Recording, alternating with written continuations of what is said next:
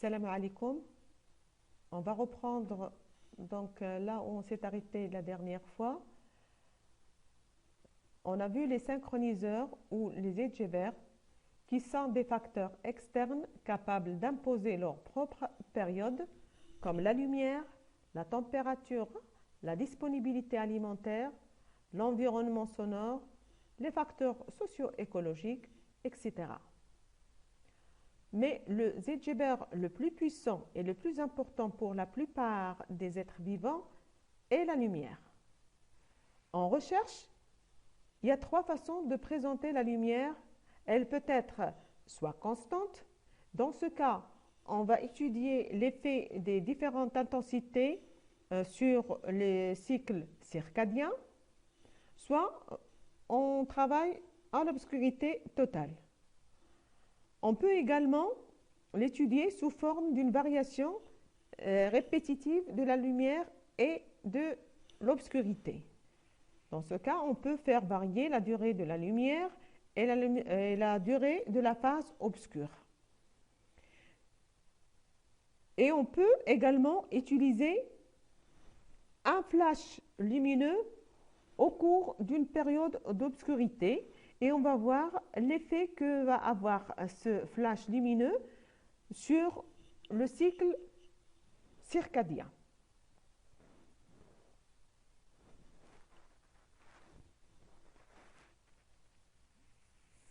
Alors, pour mettre en évidence le rôle du synchroniseur externe dans l'organisation temporelle des diverses fonctions de l'organisme, on a imposé un éclairage constant sur 30 jours. On a suivi le rythme de vigilance, c'est-à-dire veille-sommeil, qui est représenté par la barre bleue pour la période active et la barre blanche plutôt, pour la période du repos. Et celui de la température, représenté par des têtes de flèche dirigées vers le haut pour les températures maximales et vers le bas pour les températures minimales.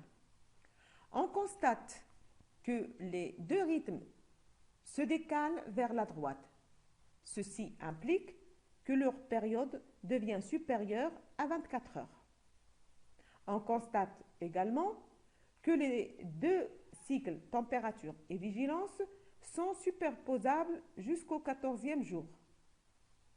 Les rapports entre les deux cycles changent peu. Le sommeil coïncide avec le minimum thermique, l'éveil survient avec la remontée thermique. Mais à partir du 15e jour, le cycle veille-sommeil tend plus vers la droite avec une période de 33 heures, alors que celui de la température change peu avec une période de 25 heures, 1. Ainsi, on a pu mettre en évidence l'existence chez l'homme de deux oscillateurs, un oscillateur pour la température centrale qui est oscillateur fort, peu influençable par les synchroniseurs externes, et un oscillateur pour la vigilance qui est un oscillateur faible qui s'entraîne facilement. Alors, dans le cas où on change la durée de la phase sombre et la phase éclairée du cycle, nous pouvons mettre en évidence la flexibilité des cycles circadiens. Ainsi, on a pu montrer que le rythme circadien de l'activité des rongeurs a le pouvoir de changer sa période selon les conditions de la durée de la phase éclairée. Dans cette expérience, l'animal est soumis durant 50 jours à un cycle avec 1 heure de lumière et 23 heures d'obscurité. On constate que l'animal a une activité au début de la phase obscure et devient inactif dans la deuxième partie de cette phase. Cette activité est synchronisée durant toute cette période de 50 jours. C'est-à-dire, elle débute au même moment et elle s'arrête au même moment et le jour suivant, elle reprend à la même heure, c'est-à-dire au début de la phase obscure.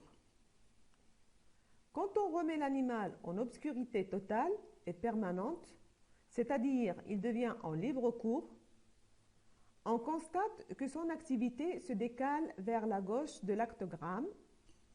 Puisqu'elle se décale vers la gauche, c'est-à-dire que sa période devient inférieure à 24 heures.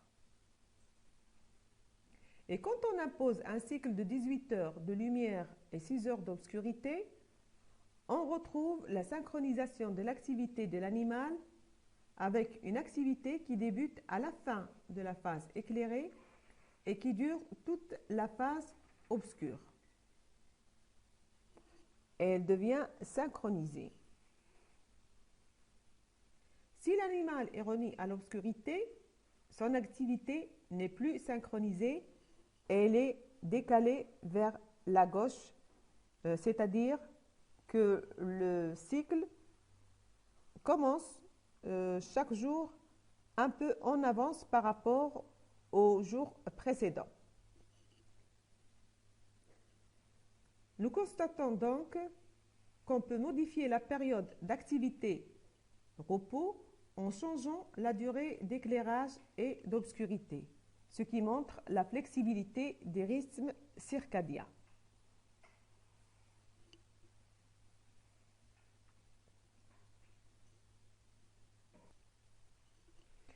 Alors maintenant, on va voir l'effet d'un signal lumineux selon le moment de son application. L'exemple de courbe qu'on peut avoir, donc une courbe de réponse de phase à un stimulus qui est la lumière en fonction de l'heure d'exposition. Donc d'abord, les animaux sont en obscurité totale, donc ils sont en libre cours.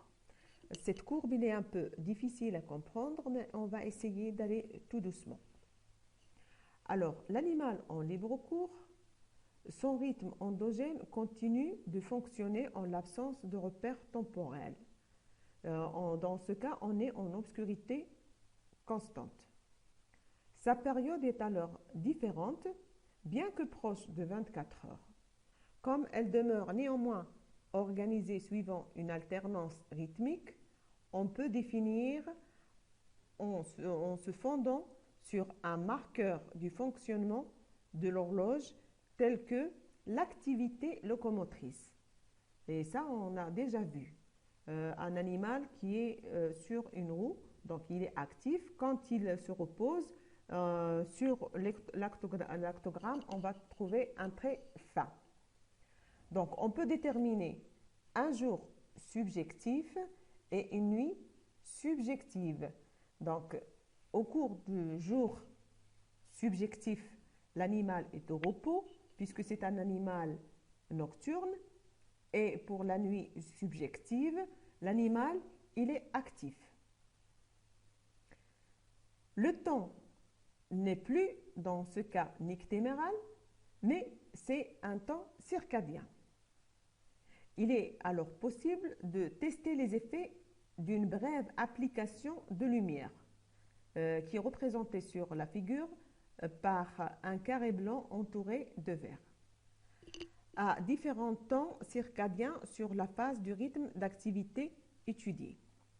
Alors, en A, lorsque le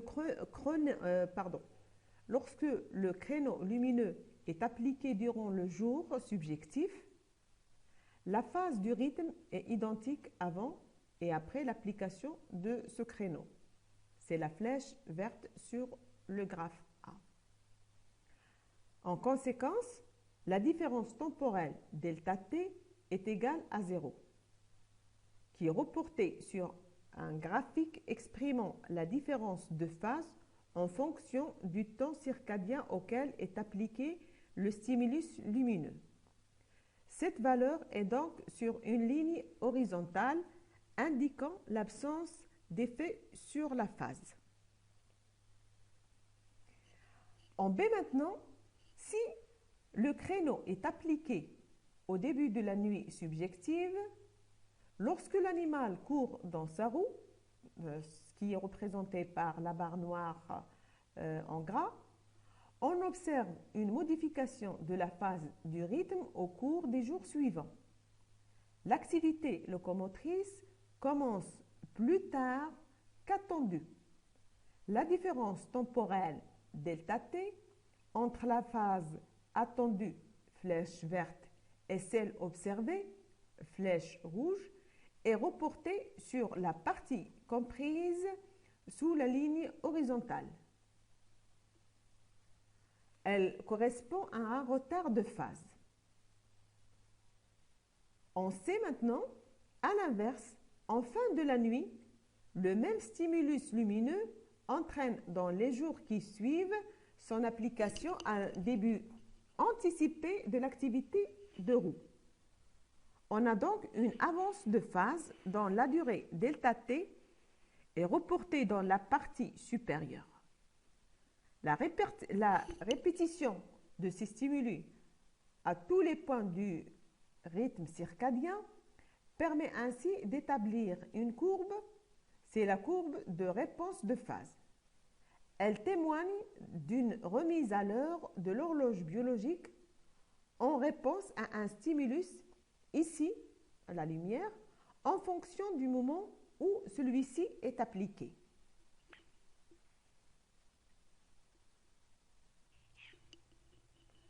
Le décalage de phase dépend du synchroniseur. En effet, si nous comparons l'entraînement du rythme de l'activité locomotrice en fonction de deux synchroniseurs, un photique, dans ce cas la lumière, qui est représentée par le tracé en bleu sur la figure en haut de la diapositive, et qui est identique à la courbe décrite précédemment. Si on la compare avec l'entraînement d'un synchroniseur non photique, la température par exemple, qui est représentée par le tracé en jaune, nous constatons que le décalage de phase est inverse pour ces deux synchroniseurs. Pour ce deuxième synchroniseur, toutes les conditions sont stables pour toute la durée de l'enregistrement. L'animal est en obscurité ou en lumière constante, il est donc en libre cours.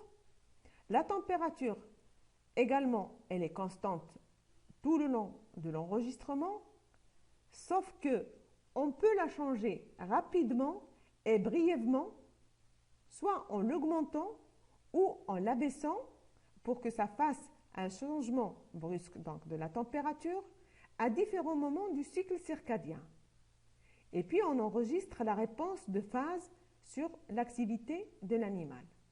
Donc ce qui nous a donné cet enregistrement en tracé jaune qui est complètement différent de celui qui est induit par une stimulation photique.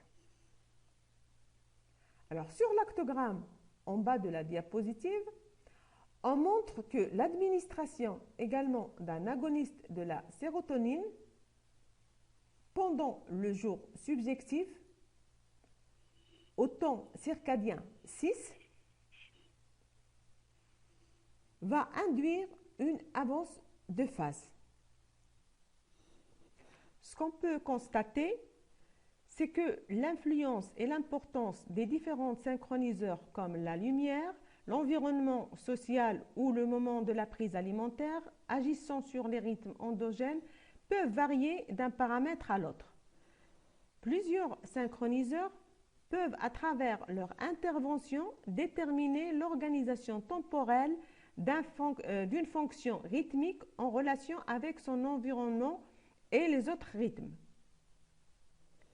Certains synchroniseurs peuvent exercer un effet dominant sur certains rythmes.